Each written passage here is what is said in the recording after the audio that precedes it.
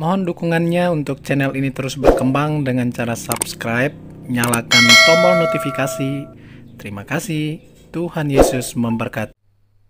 Yohanes pasal 9. Orang yang buta sejak lahirnya.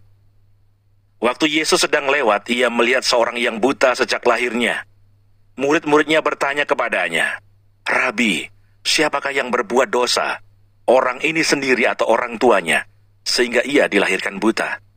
Jawab Yesus, "Bukan dia dan bukan juga orang tuanya, tetapi karena pekerjaan-pekerjaan Allah harus dinyatakan di dalam dia. Kita harus mengerjakan pekerjaan Dia yang mengutus aku. Selama masih siang, akan datang malam di mana tidak ada seorang pun yang dapat bekerja. Selama aku di dalam dunia, akulah terang dunia." Setelah ia mengatakan semuanya itu, ia meludah ke tanah dan mengaduk ludahnya itu dengan tanah, lalu mengoleskannya pada mata orang buta tadi dan berkata kepadanya, "Pergilah, basuhlah dirimu dalam kolam Siloam." Siloam artinya yang diutus. Maka pergilah orang itu. Ia membasuh dirinya, lalu kembali dengan matanya sudah melek. Tetapi tetangga-tetangganya dan mereka yang dahulu mengenalnya sebagai pengemis berkata, "Bukankah dia ini yang selalu mengemis?" Ada yang berkata, "Benar, dialah ini." Ada pula yang berkata, "Bukan, tetapi ia serupa dengan dia." Orang itu sendiri berkata, "Benar, akulah itu." Kata mereka kepadanya, "Bagaimana matamu menjadi melek?" Jawabnya, "Orang yang disebut Yesus itu mengaduk tanah, mengoleskannya pada mataku dan berkata kepadaku, 'Pergilah ke Siloam dan basuhlah dirimu.' Lalu aku pergi dan setelah aku membasuh diriku, aku dapat melihat." Lalu mereka berkata kepadanya, "Di manakah dia?" Jawabnya, "Aku tidak tahu." Lalu mereka membawa orang yang tadinya buta itu kepada orang-orang Farisi. Adapun hari waktu Yesus mengaduk tanah dan memelekkan mata orang itu adalah hari Sabat. Karena itu orang-orang Farisi pun bertanya kepadanya, "Bagaimana matanya menjadi melek?" Jawabnya, "Ia mengoleskan adukan tanah pada mataku, lalu aku membasuh diriku dan sekarang aku dapat melihat." Maka kata sebagian orang-orang Farisi itu, "Orang ini tidak datang dari Allah, sebab ia tidak memelihara hari Sabat." Sebagian pula berkata, "Bagaimanakah seorang berdosa dapat membuat mukjizat yang demikian?" Maka timbullah pertentangan di antara mereka. Lalu kata mereka pula kepada orang buta itu, "Dan engkau, apakah katamu tentang dia? Karena ia telah memelekkan matamu." Jawabnya, "Ia adalah seorang nabi." Tetapi orang-orang Yahudi itu tidak percaya bahwa tadinya ia buta dan baru dapat melihat lagi, sampai mereka memanggil orang tuanya dan bertanya kepada mereka, "Inikah anakmu yang kamu katakan bahwa ia lahir buta? Kalau begitu bagaimanakah ia sekarang dapat melihat?" Jawab orang tua itu, "Yang kami tahu ialah bahwa dia ini anak kami dan bahwa ia lahir buta. Tetapi bagaimana ia sekarang dapat melihat kami tidak tahu. Dan siapa yang memelekkan matanya, kami tidak tahu juga. Tanyakanlah kepadanya sendiri. Ia sudah dewasa. Ia dapat berkata-kata untuk dirinya sendiri." Orang tuanya berkata demikian karena mereka takut kepada orang-orang Yahudi. Sebab orang-orang Yahudi itu telah sepakat bahwa setiap orang yang mengaku dia sebagai Mesias akan dikucilkan. Itulah sebabnya maka orang tuanya berkata, "Ia telah dewasa, tanyakanlah kepadanya sendiri." Lalu mereka memanggil sekali lagi orang yang tadinya buta itu dan berkata kepadanya, "Katakanlah kebenaran di hadapan Allah. Kami tahu bahwa orang itu orang berdosa." Jawabnya, "Apakah orang itu orang berdosa? Aku tidak tahu. Tetapi satu hal aku tahu, yaitu bahwa aku tadinya buta dan sekarang dapat melihat." Kata mereka kepadanya, "Apakah yang diperbuatnya padamu? Bagaimana ia memelekkan matamu?" Jawabnya, "Telah kukatakan kepadamu dan kamu tidak mendengarkannya. Mengapa kamu hendak mendengarkannya lagi? Barangkali kamu mau menjadi muridnya juga." Sambil mengejek mereka berkata kepadanya, "Engkau murid orang itu, tetapi kami murid-murid Musa. Kami tahu bahwa Allah telah berfirman kepada Musa, tetapi tentang dia itu kami tidak tahu dari mana ia datang."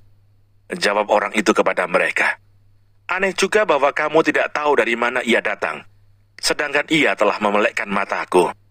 Kita tahu bahwa Allah tidak mendengarkan orang-orang berdosa, melainkan orang-orang yang saleh dan yang melakukan kehendak-Nya. Dari dahulu sampai sekarang tidak pernah terdengar bahwa ada orang yang memelekkan mata orang yang lahir buta Jikalau orang itu tidak datang dari Allah, ia tidak dapat berbuat apa-apa. Jawab mereka, "Engkau ini lahir sama sekali dalam dosa, dan engkau hendak mengajar kami." Lalu mereka mengusir dia keluar. Yesus mendengar bahwa ia telah diusir keluar oleh mereka. Kemudian ia bertemu dengan dia dan berkata, "Percayakah engkau kepada Anak Manusia?" Jawabnya, "Siapakah dia, Tuhan, supaya aku percaya kepadanya?" Kata Yesus kepadanya, "Engkau bukan saja melihat dia, tetapi dia yang sedang berkata-kata dengan engkau, dialah itu." Katanya, "Aku percaya, Tuhan." Lalu ia sujud menyembahnya. Kata Yesus, "Aku datang ke dalam dunia untuk menghakimi, supaya barang siapa yang tidak melihat dapat melihat, dan supaya barang siapa yang dapat melihat menjadi buta." Kata-kata itu didengar oleh beberapa orang Farisi yang berada di situ, dan mereka berkata kepadanya, "Apakah itu berarti bahwa kami juga buta?" Jawab Yesus kepada mereka, "Sekiranya kamu buta, kamu tidak berdosa. Tetapi karena kamu berkata, 'Kami melihat,' maka tetaplah dosamu."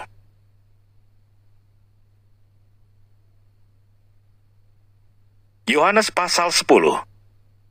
Gembala yang baik. Aku berkata kepadamu, sesungguhnya siapa yang masuk ke dalam kandang domba dengan tidak melalui pintu, tetapi dengan memanjat tembok, ia adalah seorang pencuri dan seorang perampok. Tetapi siapa yang masuk melalui pintu, ia adalah gembala domba. Untuk dia penjaga membuka pintu, dan domba-domba mendengarkan suaranya, dan ia memanggil domba-dombanya masing-masing menurut namanya, dan menuntunnya keluar. Jika semua dombanya telah dibawanya keluar, ia berjalan di depan mereka, dan domba-domba itu mengikuti dia, karena mereka mengenal suaranya. Tetapi seorang asing pasti tidak mereka ikuti, malah mereka lari daripadanya, karena suara orang-orang asing tidak mereka kenal. Itulah yang dikatakan Yesus dalam perumpamaan kepada mereka, tetapi mereka tidak mengerti apa maksudnya. Ia berkata demikian kepada mereka. Maka kata Yesus sekali lagi, "Aku berkata kepadamu, sesungguhnya akulah pintu ke domba-domba itu. Semua orang yang datang sebelum aku adalah pencuri dan perampok, dan domba-domba itu tidak mendengarkan mereka. Akulah pintu. Barang siapa masuk melalui aku, ia akan selamat, dan ia akan masuk dan keluar dan menemukan padang rumput. Pencuri datang hanya untuk mencuri, dan membunuh, dan membinasakan. Aku datang supaya mereka mempunyai hidup, dan mempunyainya dalam segala kelimpahan. Akulah gembala yang baik. Gembala yang baik memberikan nyawanya bagi domba-dombanya. Sedangkan seorang upahan yang bukan gembala, dan yang bukan pemilik domba-domba itu sendiri, ketika melihat serigala datang, meninggalkan domba-domba itu lalu lari, sehingga serigala itu menerkam dan mencerai-beraikan domba-domba itu. Ia lari karena ia seorang upahan, dan tidak memperhatikan domba-domba itu.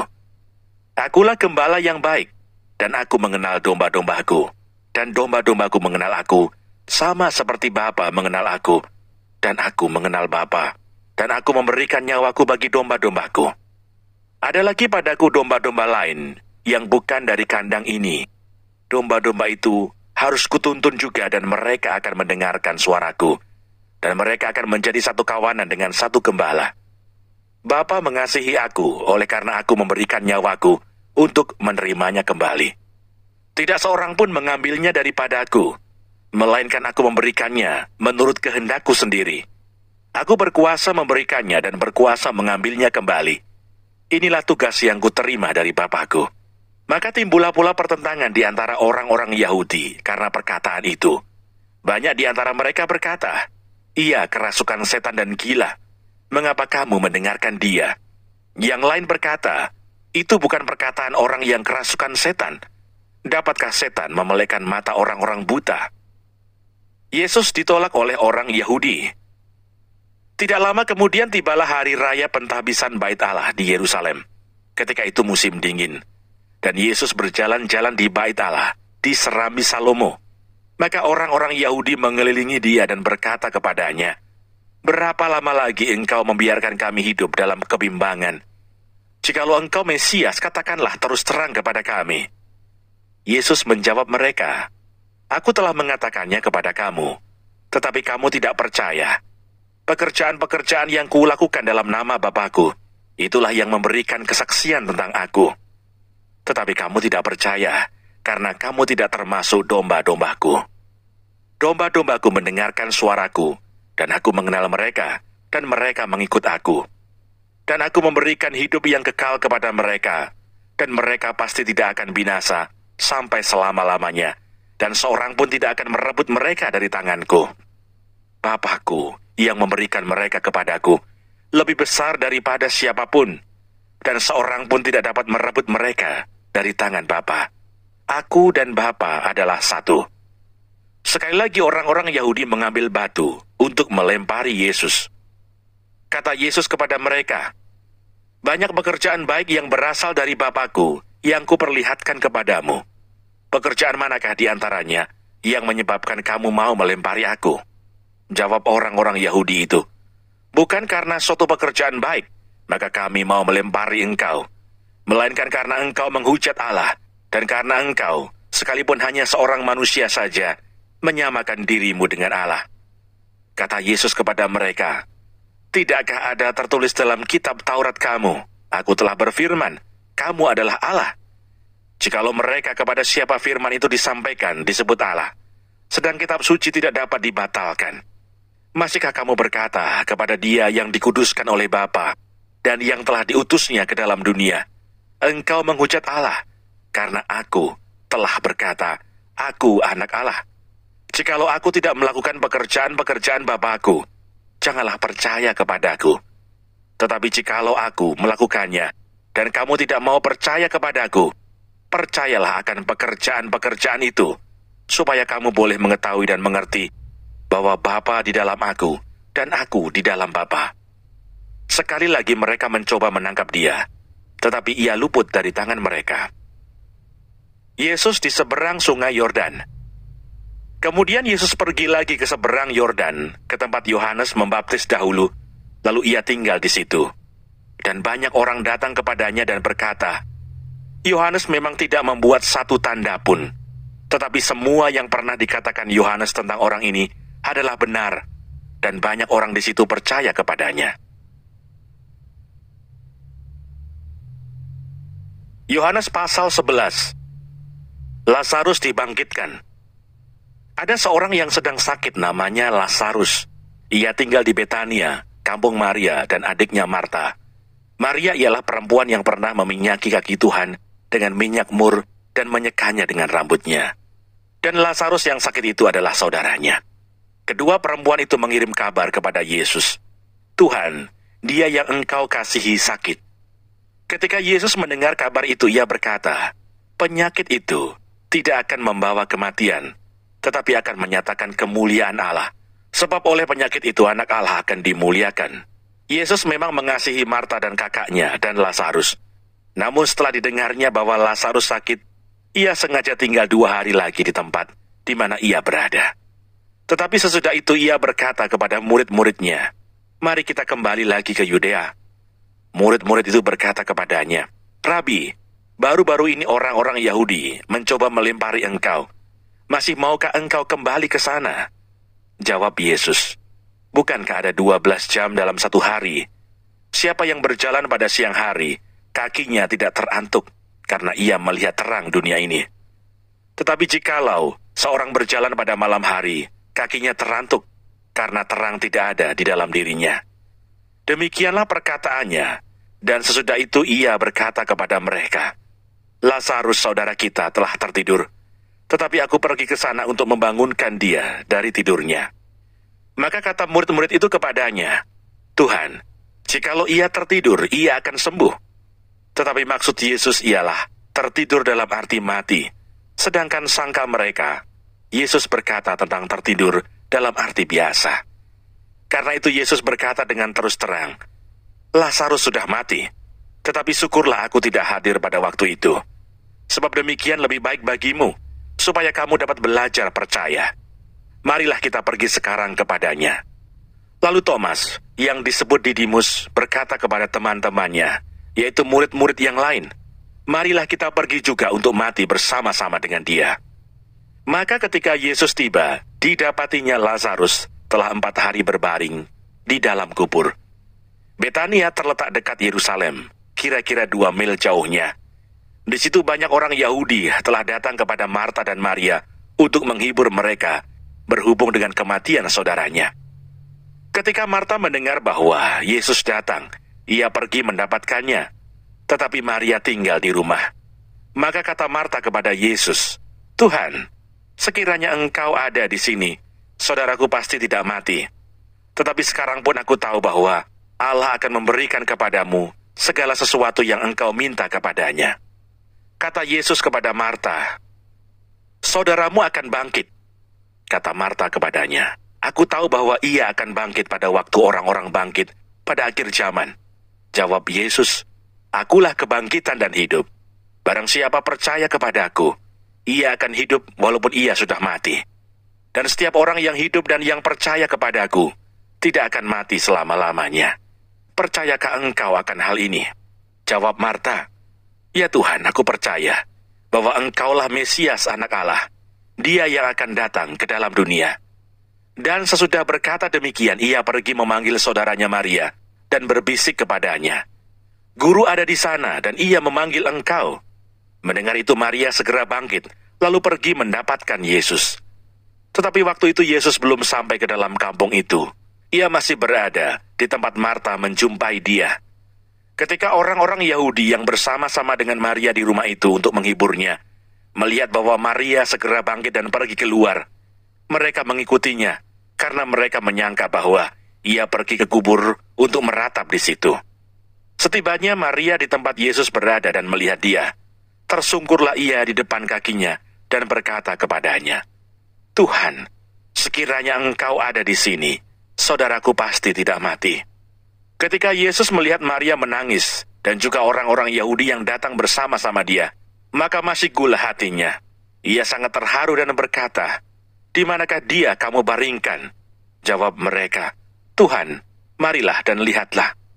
Maka menangislah Yesus. Kata orang-orang Yahudi, "Lihatlah betapa kasihnya kepadanya." Tetapi beberapa orang di antaranya berkata, "Ia yang memelekkan mata orang buta, tidak sanggupkah ia bertindak sehingga orang ini tidak mati?" Maka masih gula pula hati Yesus, lalu ia pergi ke kubur itu. Kubur itu adalah sebuah gua yang ditutup dengan batu.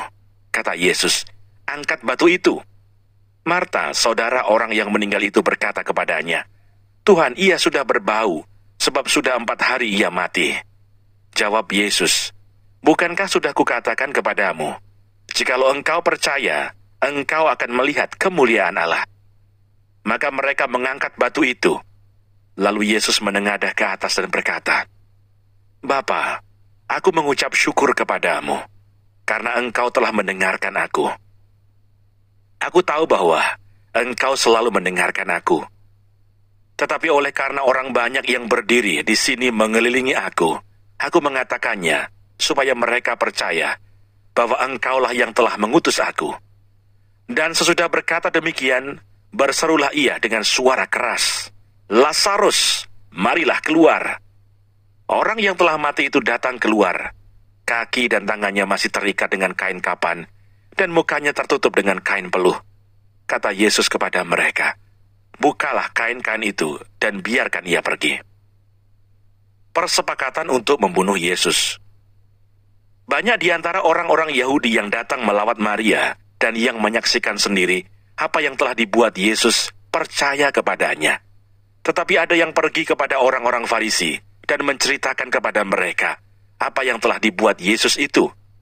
Lalu imam-imam kepala dan orang-orang Farisi memanggil mahkamah agama untuk berkumpul dan mereka berkata, "Apakah yang harus kita buat?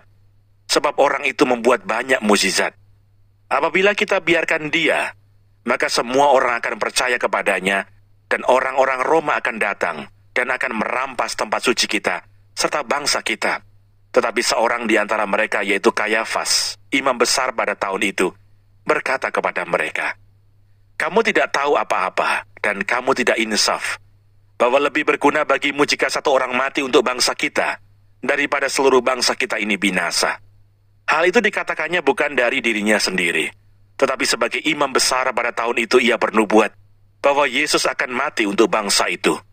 Dan bukan untuk bangsa itu saja, tetapi juga untuk mengumpulkan dan mempersatukan anak-anak Allah yang tercerai-berai. Mulai dari hari itu mereka sepakat untuk membunuh dia. Karena itu Yesus tidak tampil lagi di muka umum di antara orang-orang Yahudi. Ia berangkat dari situ ke daerah dekat padang gurun, ke sebuah kota yang bernama Efraim, dan di situ ia tinggal bersama-sama murid-muridnya. Pada waktu itu hari raya Paskah orang Yahudi sudah dekat, dan banyak orang dari negeri itu berangkat ke Yerusalem untuk menyucikan diri sebelum Paskah itu. Mereka mencari Yesus, dan sambil berdiri di dalam bait Allah, mereka berkata seorang kepada yang lain, "Bagaimana pendapatmu? Akan datang jugakah ia ke pesta?" Sementara itu imam-imam kepala dan orang-orang Farisi telah memberikan perintah supaya setiap orang yang tahu di mana dia berada memberitahukannya, agar mereka dapat menangkap dia.